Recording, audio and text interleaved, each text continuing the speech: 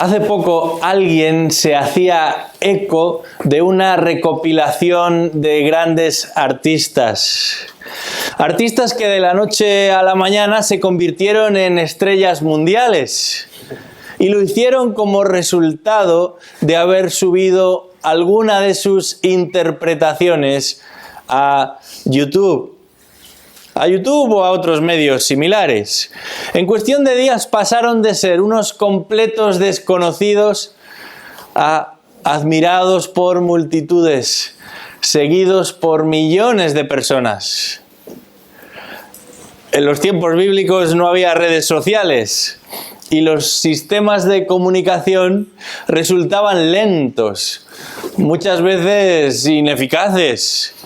Pero eso no supuso un impedimento para que la fama de Jesús se extendiese vertiginosamente, rápidamente. En cuestión de semanas, Jesús, el hijo de un carpintero, se convierte en un personaje popular entre sus vecinos y más allá de los límites del territorio de Israel, llegando a ser un personaje admirado, una figura respetada, principalmente porque tiene autoridad. Tiene autoridad en lo que dice, pero también en lo que es capaz de hacer. Así que hay personas que le acompañan de un lugar a otro. Hay personas que le buscan allá por donde él va. Pero la pregunta es, ¿hasta qué punto están dispuestos a seguirle? Os invito a abrir vuestras Biblias en el capítulo 8 de Mateo para comprobarlo. Vamos a leer comenzando en el versículo 18, Mateo 8, versículo 18. Dice así la palabra de Dios. Viendo Jesús una multitud a su alrededor, dio orden de pasar al otro lado. Y un escriba se le acercó y le dijo: «Maestro, te seguiré a donde quiera que vayas». Y Jesús le dijo: «Las zorras tienen madrigueras y las aves del cielo nidos, pero el Hijo del Hombre no tiene dónde recostar la cabeza». Otro de los discípulos le dijo: «Señor, permíteme que vaya primero y entierre a mi padre». Pero Jesús le dijo: «Sígueme y deja que los muertos entierren a sus muertos». Hasta aquí nuestra lectura en esta mañana. La escena inmediatamente anterior a nuestro texto tiene lugar en la casa de Simón Pedro. En este capítulo 8 de Mateo se nos informa que tras la sanación de la suegra de Pedro, muchos otros enfermos continuaron llegando a aquel lugar y lo hicieron para ser también sanados por Jesús. Y lo hicieron hasta bien entrada la noche. Hace algunas décadas, un grupo de arqueólogos desenterró lo que afirmaban era la casa de Simón Pedro en la villa de Capernaum. Y es difícil asegurar que esto es así, pero no parece descabellado. Existen algunas evidencias que confirman que esa casa, desde tiempos muy antiguos, era considerada la casa de Pedro, por las inscripciones grabadas en las puertas de sus muros, pero también por las muestras de haberse convertido en un lugar de peregrinación para la cristiandad desde tiempos muy antiguos. Precisamente un amigo mío que ahora mismo está en Israel enviaba hace un par de días una foto de la supuesta vivienda y parecía bastante grande. Pero sea o no esa la casa de Pedro, lo que la gente hoy en día visita como tal, está claro que la original debía haber tenido un buen tamaño, suficiente como para albergar a Pedro, a su esposa, a su suegra, a su hermano Andrés y probablemente a parte de la descendencia de ambos. No sabemos si había más personas viviendo allí. En cualquier caso, por muy amplia que fuese aquella vivienda, nunca sería lo suficientemente grande como para recibir a la cantidad desorbitada de personas que se acercan buscando a Jesús. En un momento determinado, en aquella noche, cuando las multitudes se acercan a aquella casa, la escena debió haber sido algo angustiosa, al punto que Jesús se da cuenta de que está rodeado de personas, y es entonces, una vez que ha sanado a todas ellas, que decide apartarse del gentío. Y lo hace por dos razones. La primera nos la confirma Marcos en su Evangelio. Ya de madrugada Jesús se retira a un lugar solitario para orar. Pero la segunda razón es que Jesús desea continuar con su ministerio en otros lugares. Jesús les dice, Marcos 1:38, vamos a otro lugar, a los pueblos vecinos, para que predique también allí, porque para eso, concluye Jesús, he salido. No quería que su fama se convirtiese en un freno para el ministerio que tenía que llevar a cabo. Y precisamente en ese momento en el que Jesús abandona la casa de Pedro con sus discípulos, se va a ver sorprendido por dos personas que aparecen en escena. Dos personas que no quieren que Jesús se marche. Dos personas que entienden que si Jesús se ha de marchar, ellos están dispuestos, aparentemente, a seguirle allá donde quiera que él vaya. ¡Qué bien!, diríamos nosotros. ¡Qué alegría!, pensaríamos la mayoría.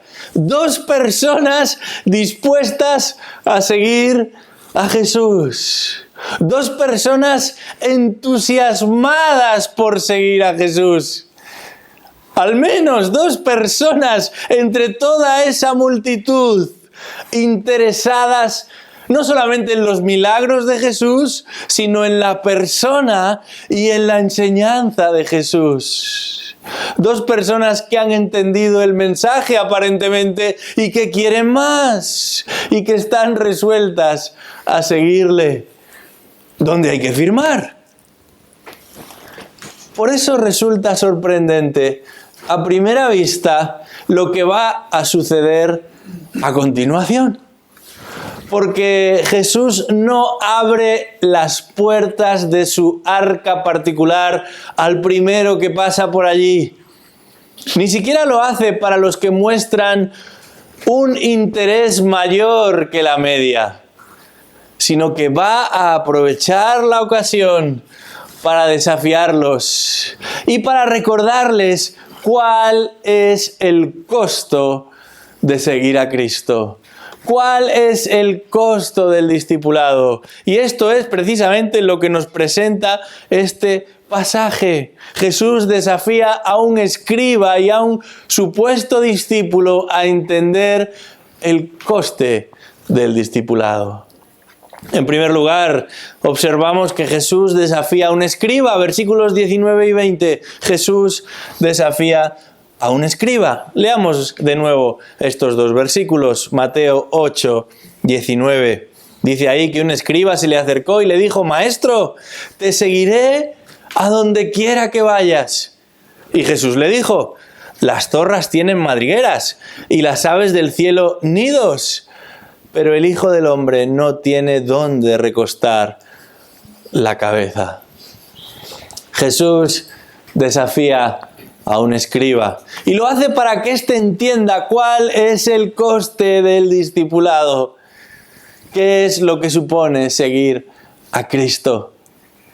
Pero lo primero que tenemos que clarificar aquí es qué clase de persona era un escriba.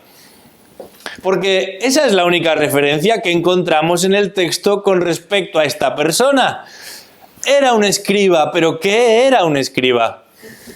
Los escribas constituían la élite intelectual del antiguo Israel.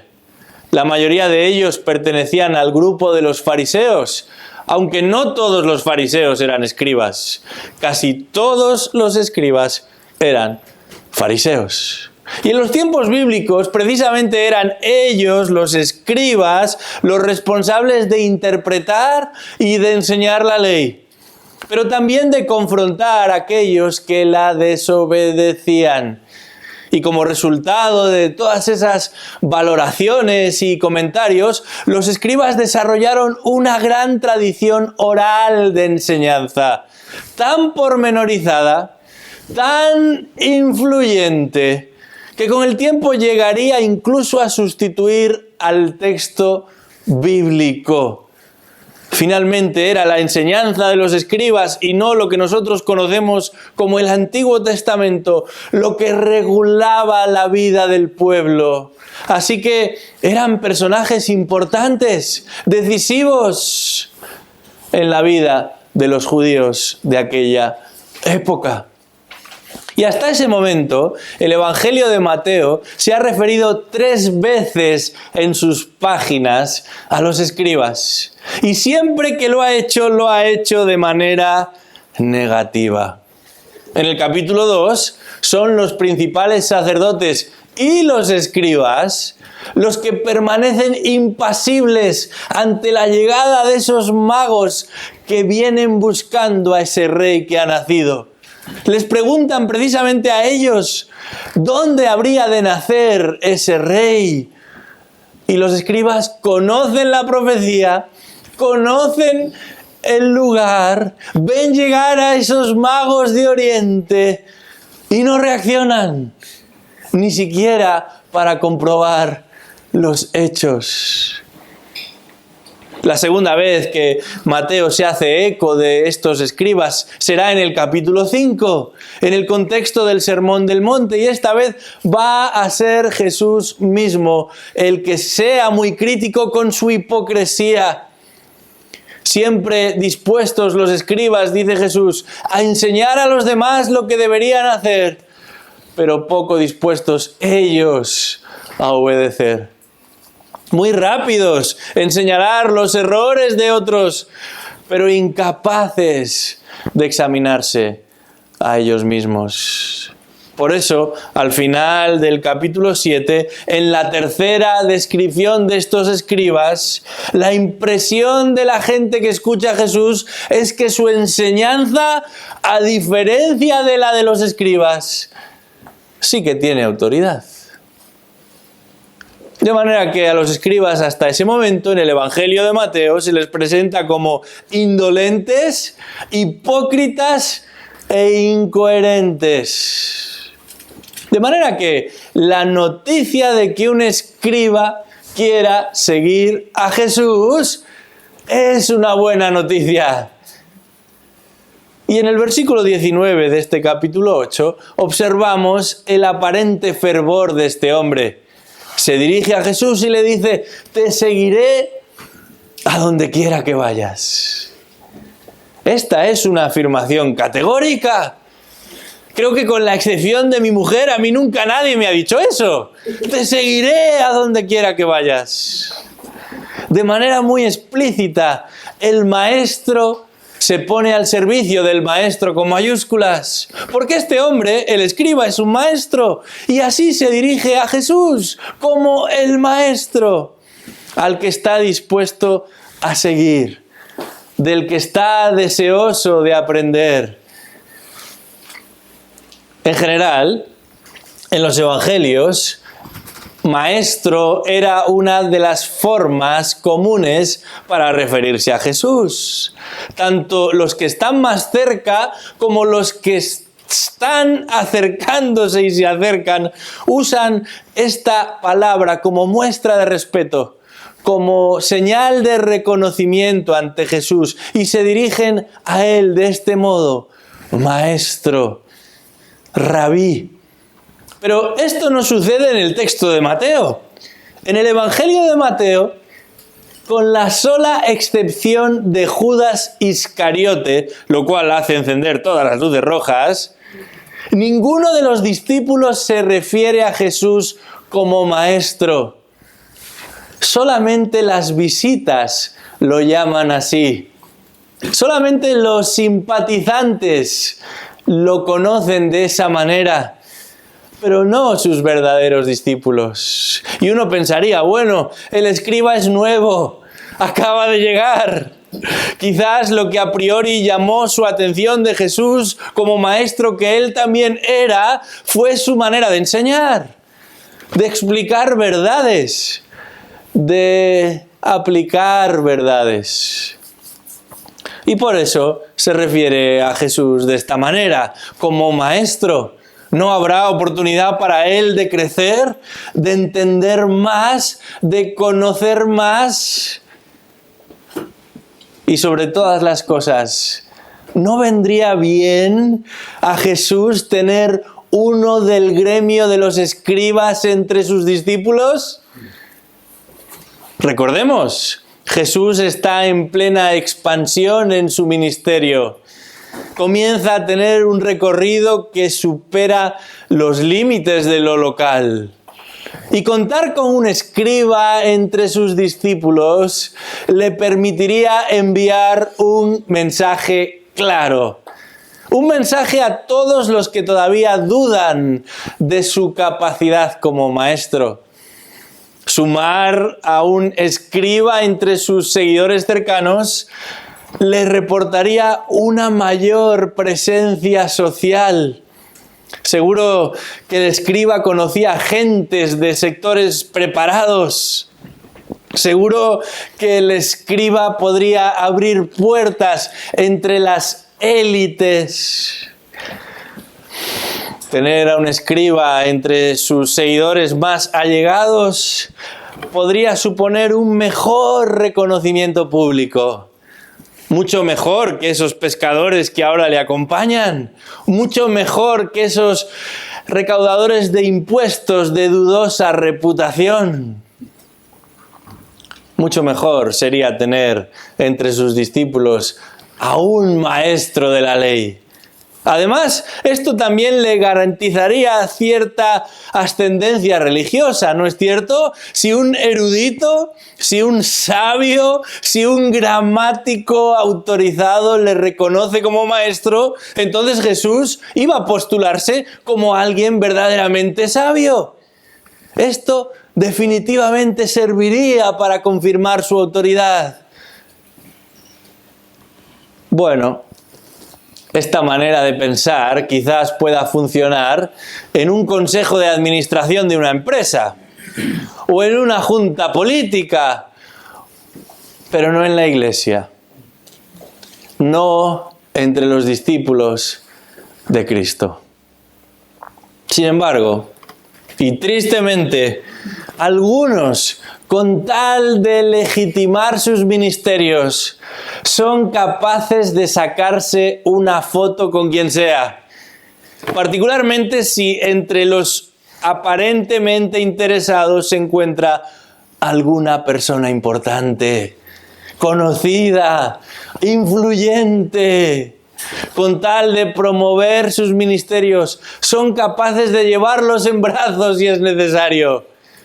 Y no pocos piensan y aún se atreven a decir eso de si un cantante de éxito se convirtiese o si un deportista de élite diese testimonio, entonces ¿cuánto prosperaría el Evangelio? Entonces, ¿cómo de admirado sería Jesús por los demás? Como si la grandeza del Evangelio, como si la autoridad de Jesús dependiera de quiénes son los que se acercan, de quiénes son los que le siguen y no de quién es Él. Qué importante es tener esto claro. Jesús es el primero, el único digno de adoración, el único digno de ser seguido, el único digno de ser alabado y loado y considerado y amado.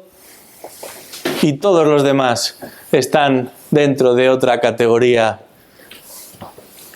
Algunos quizás teniendo un objetivo más sano, como pueda ser el sincero deseo de ver nuevos convertidos, están dispuestos a rebajar un poquito las demandas del llamado, para que las personas que se acerquen, especialmente si son importantes, no se echen atrás.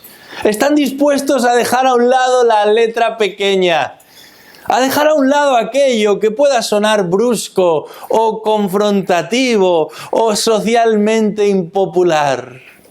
Cualquier posible diferencia es mejor aparcarla, pensando en que de esta manera los que vienen no se espantarán, pensando en que de esta manera los que llegan permanecerán junto a ellos.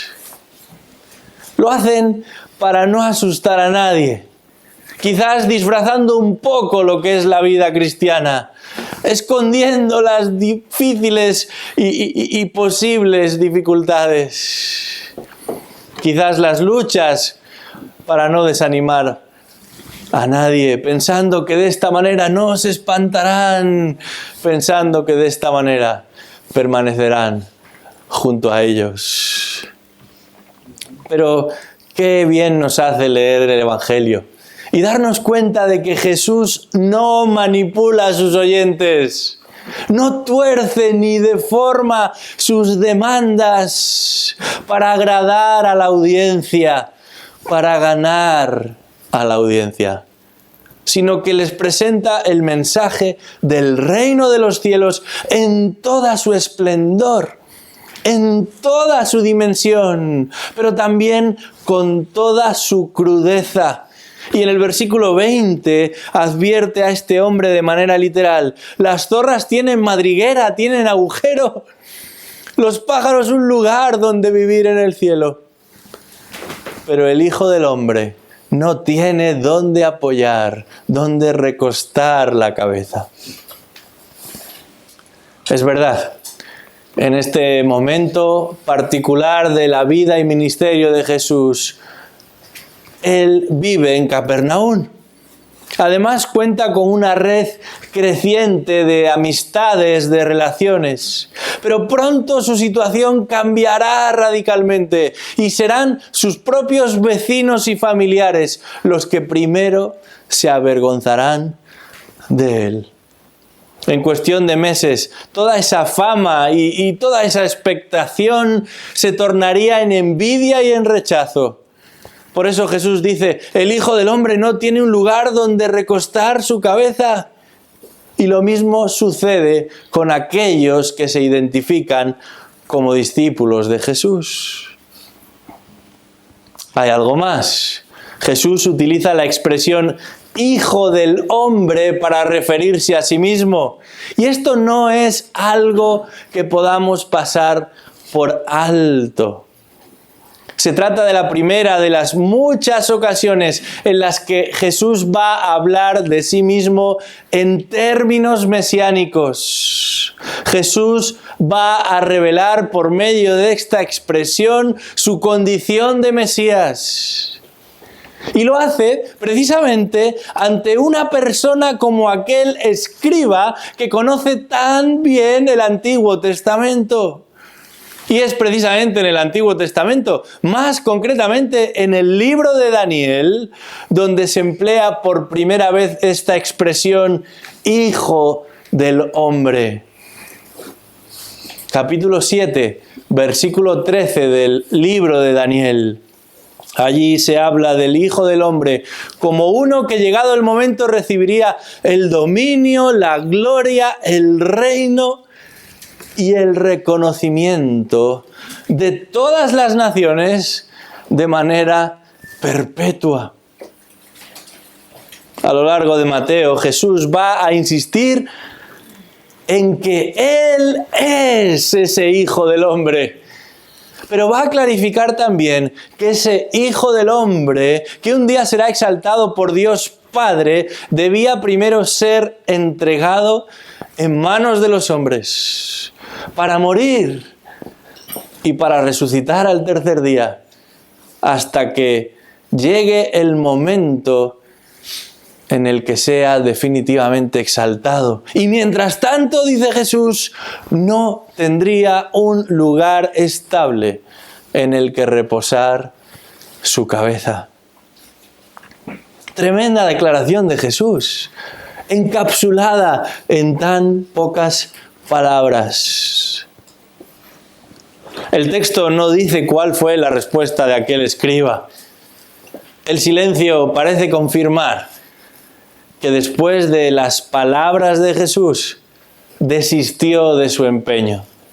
Calculó el coste de seguir a Cristo y prefirió quedarse con lo que ya tenía. Prefirió su posición.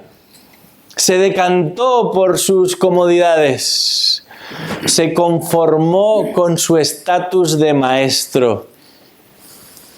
Verdaderamente tenía mucho que aprender.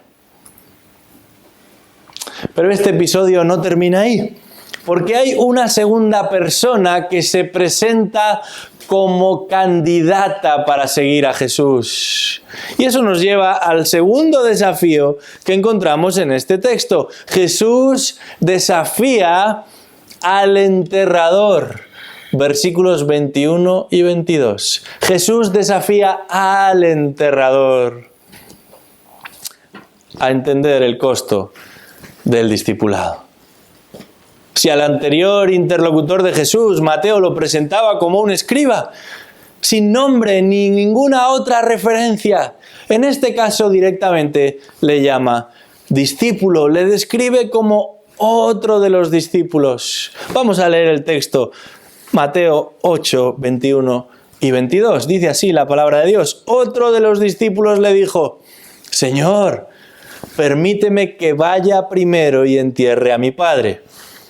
Pero Jesús le dijo: sígueme y deja que los muertos entierren a sus muertos. ¿Sabéis a cuántas personas directamente llama el evangelista Mateo discípulo antes de este momento en el relato? A ninguna. A ninguna.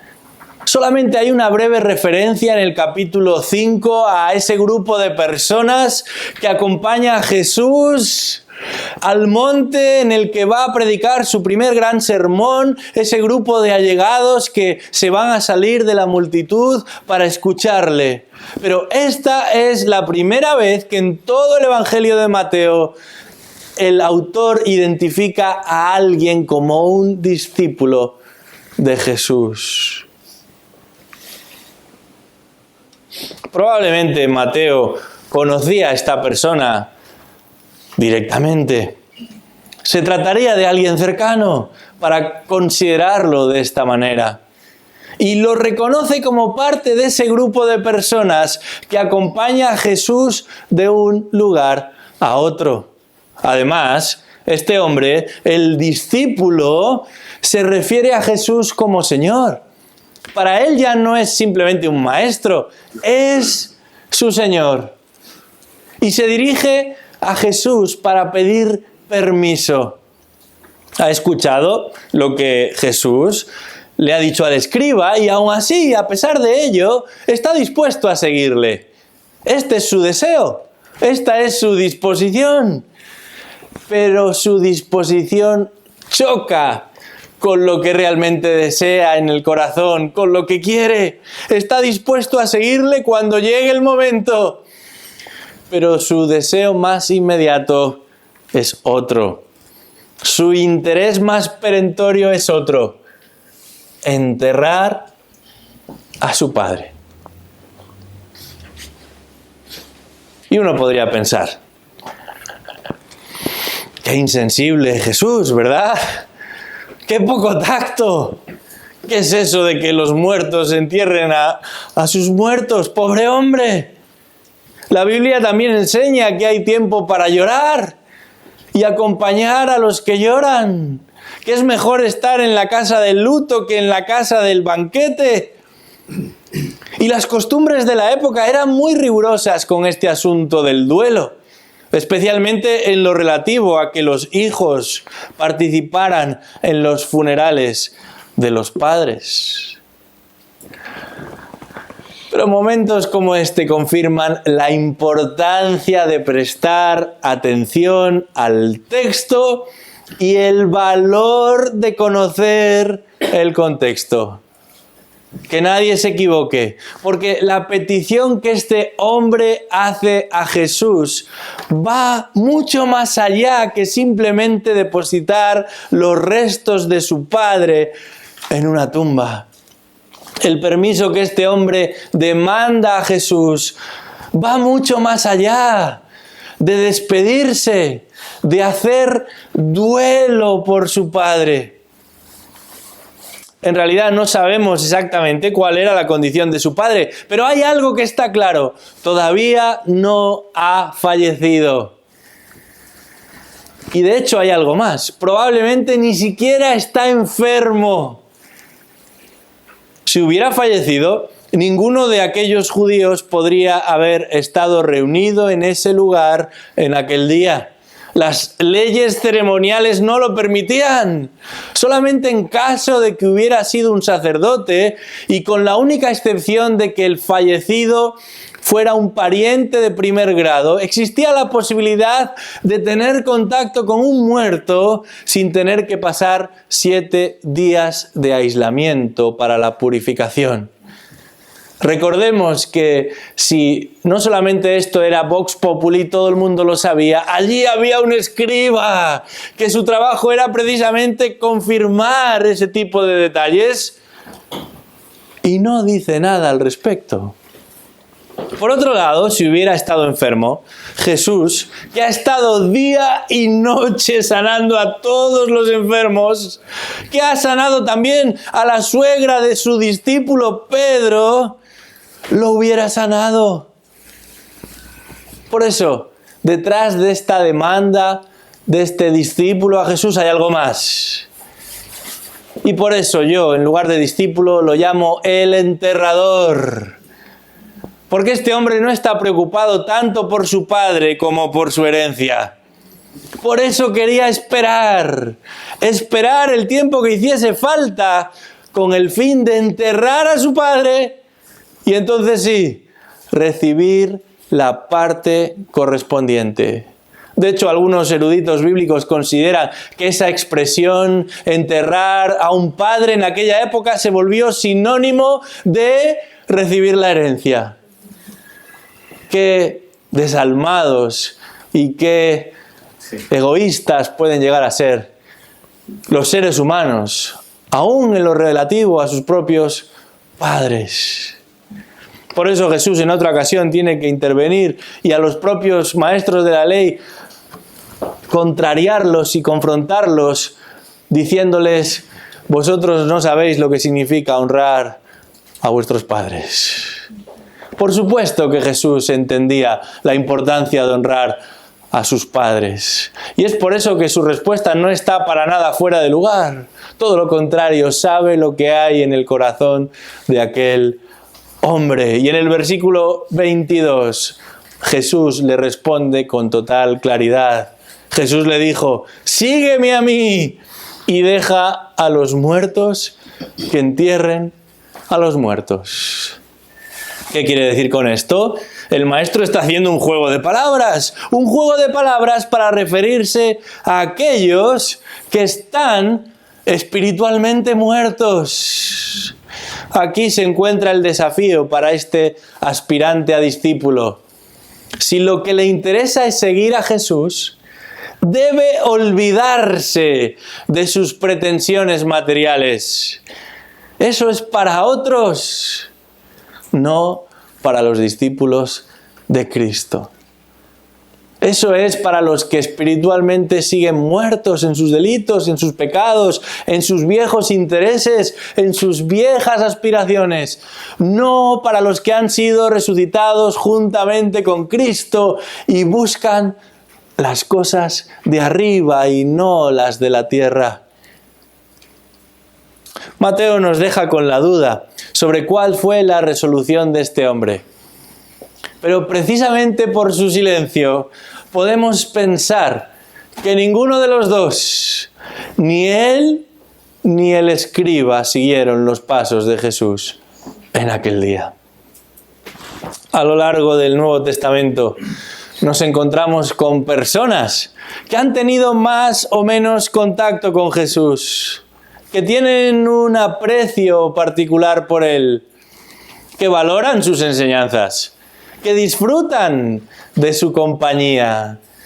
Pero llegado el momento, cuando son confrontadas con esta misma realidad, deciden pasar por largo. A veces porque aman más su dinero. A veces porque aman más su posición social. A veces porque aman más los deleites y los placeres de este mundo. Hace años tuvimos que lidiar con el caso de una chica. Se había bautizado relativamente joven y estaba bastante involucrada en la iglesia. Pero con el tiempo comenzó a salir con un chico no creyente. Y no hizo falta explicarle que se estaba metiendo en un callejón de difícil salida. Lo sabía y así nos lo hizo saber, pero pidió tiempo para pensar. Poco después recibimos un mensaje de su parte que me rompió el corazón. Decía lo siguiente: sé que mi relación con esta persona me está alejando de Dios, pero le amo demasiado. Lo he pensado bien y he decidido escogerle a él. Os pido que respetéis mi decisión. A lo largo de la vida he recibido muchos mensajes, más de los que me gustaría. Algunos con noticias trágicas, otros hirientes, con descalificaciones personales, pero pocos tan tristes como el que esta chica envió. Alguien que con tanta naturalidad afirma que prefirió a la persona que amaba antes que a Cristo. En varias ocasiones a lo largo de su ministerio, Jesús va a tener que explicar a sus seguidores cuál es la naturaleza del discipulado. En otras palabras, ¿qué significa seguirle a Él? Pero en este caso Jesús solo tiene que plantearles una cuestión simple. ¿A qué estás dispuesto a renunciar para seguirme a mí? Dices que quieres seguirme, pero ¿sabes lo que realmente va a suponerte esto? Y con esa pregunta de ¿a qué estás dispuesto a renunciar para seguirle a Él?, llegamos a la cuestión esencial, vital, fundacional que este texto nos presenta. El verdadero discípulo de Cristo no sigue a Jesús porque es lo correcto. No sigue a Jesús porque es conveniente hacerlo. No sigue a Jesús porque es lo común, lo que hacen los que están alrededor. El verdadero discípulo de Cristo sigue a Jesús porque lo conoce, porque sabe a quién tiene delante, porque lo ama, porque Él lo ha amado primero, y lo sirve porque Él lo ha alcanzado primero. Yo te pregunto en esta mañana, ¿a qué estás dispuesto a renunciar para seguir a Cristo? Algunos predican el evangelio equivocado, quizás porque muchos anhelan el evangelio equivocado, el de la posición, tratando de alcanzar en la iglesia lo que no consiguen en el mundo. El de la prosperidad, confiando en que Dios les dará lo que todavía no tienen. Pero Jesús nos trae justamente lo que necesitamos, que es a Él mismo.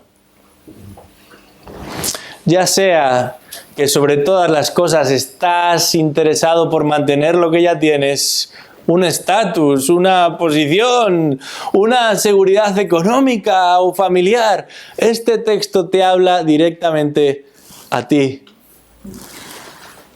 Ya sea que tu verdadero anhelo se encuentre en alcanzar tus sueños, en eso que todavía no has logrado en esta vida, pero que esperas que pronto sea una realidad para ti. Quizás una pareja, un mejor trabajo, una nueva casa, una estabilidad económica. Pensando que ya tendrás tiempo, que la vida es larga, que ya llegará el día de comprometerse con Jesús. Este texto también te habla directamente a ti. Porque este pasaje nos presenta dos perfiles distintos. Por un lado, un escriba, un erudito, un maestro de la ley, un estudioso, relativamente experimentado. Y por el otro lado, un discípulo, un aprendiz, un entusiasta, relativamente joven. Pero con dos pretensiones muy distintas. En un caso, interesado en mantener su comodidad, su estatus presente. En el otro caso, preocupado por la aspiración futura. Pero en el fondo, ambos enfrentan el mismo desafío. Los dos manifestaron su deseo de seguir a Jesús. Pero ¿hasta dónde estaban dispuestos a llegar? Calcularon el coste de seguir a Cristo. Y finalmente ambos prefirieron continuar con su vida tal y como la conocían. ¡Qué visión tan pobre! Como aquellos marineros que después de dar la vuelta al mundo, por primera vez en la historia, prefirieron morir en la costa, a manos de sus enemigos, que cruzar el océano una vez más para completar la hazaña. ¡Qué visión tan limitada! Como la de aquel Esaú, que en un momento determinado tiene tanta hambre, que decide renunciar a su primogenitura por un simple plato de lentejas. ¡Qué visión tan deformada! En este caso de lo que es la vida cristiana, y aún peor, de quién es Jesucristo. ¿Quién es Jesucristo? Él es la perla de gran precio. Su valor excede a todo el oro que este mundo haya conocido. 10.000 universos no serían suficientes para competir con su grandeza. Él brilla más que el sol y su majestad permanece por siglos y edades. Su hegemonía no tiene fin y su gloria nunca dejará de ser lo que siempre ha sido. Eternamente incomparable, eternamente inabarcable, eternamente indescriptible. En esta mañana quiero decirte algo. El mensaje del Evangelio es extraordinario, porque nos enseña que este mismo Rey de la Gloria ha venido al mundo y lo ha hecho para salvar al mundo de sus pecados. A pesar de su grandeza, no hay amigo más fiel que Jesucristo, aún para con el más pequeño de todos sus siervos. A pesar de su majestad, no existe amante más entregado, aún para con el más pequeño de todos sus siervos. Sin excepción, porque nadie tiene un amor más grande que el que da su vida por sus amigos, dice Jesús. Cuanto más Él, que entregó su vida por nosotros, que lo rechazábamos. Por nosotros que lo resistíamos, por nosotros que lo rehusábamos o en el mejor de los casos lo posponíamos. Dice la Escritura que cuando aún éramos pecadores, Cristo murió por nosotros. Cristo dio su vida por sus enemigos. Cristo dio su vida por sus asesinos, dice Moody. Cristo dio su vida por los que le odiaban. Y lo hizo para rescatarlos de su condición. Y lo hizo para reconciliarnos con Dios. ¿Cómo no amarle a Él? ¿Cómo no seguirle a Él? No te dejes seducir por premios menores. No te dejes embelesar por glorias peores, ya sean presentes o futuras. Decimos que las comparaciones son odiosas, pero es que en este caso no existe comparación posible. Acércate a aquel que dice: yo he venido para traer vida y vida en abundancia. Arrepiéntete de tus pecados y cree en el Evangelio. Solo entonces, como un día le ocurrió a Pablo, te darás cuenta de cuál es el verdadero tesoro y estarás en condiciones de responder a la pregunta que Jesús lanzó aquel día. ¿A qué estás dispuesto a renunciar por seguir a Cristo? A todo y a todos. Y tomarás tu cruz y te negarás a ti mismo y le seguirás. Porque sin duda merece la pena dejar a un lado el mundo entero para salvar tu alma. Pero sobre todas las cosas, merece la pena dejar a un lado el mundo entero para estar con el autor de nuestra salvación, con Cristo Jesús, Señor nuestro. Vamos a orar, pidiendo que este sea el verdadero deseo de todos los que estamos aquí hoy. Padre nuestro que estás en los cielos, comenzábamos nuestro tiempo hoy meditando acerca de ese propósito eterno que culmina con la persona de Cristo viniendo a este mundo. Y ahora no tenemos más que dar gracias por ello. Muchas gracias, Dios, por haber enviado a tu Hijo amado para salvarnos a nosotros, perdidos pecadores. Muchas gracias por no haber escatimado ni a tu propio Hijo para rescatarnos a nosotros, perdidos pecadores. ¿Cómo no seguirle a Él? ¿Cómo no caminar con Él? ¿Cómo no dejar todo a un lado para estar con Él? Te pedimos, oh Dios, que la imagen perfecta y bella de tu Hijo pueda brillar en cada corazón en este lugar, de manera que todo lo demás pase a un segundo plano y nuestra mente y corazón y vida y esfuerzo sean consagrados solamente a Él. Te alabamos, oh Dios, por tu gracia inmensa. Y te pedimos que aceptes nuestro sencillo pero sincero servicio por medio del Espíritu, a través de la obra de Cristo. En el nombre de Cristo Jesús lo hacemos y lo pedimos. Amén.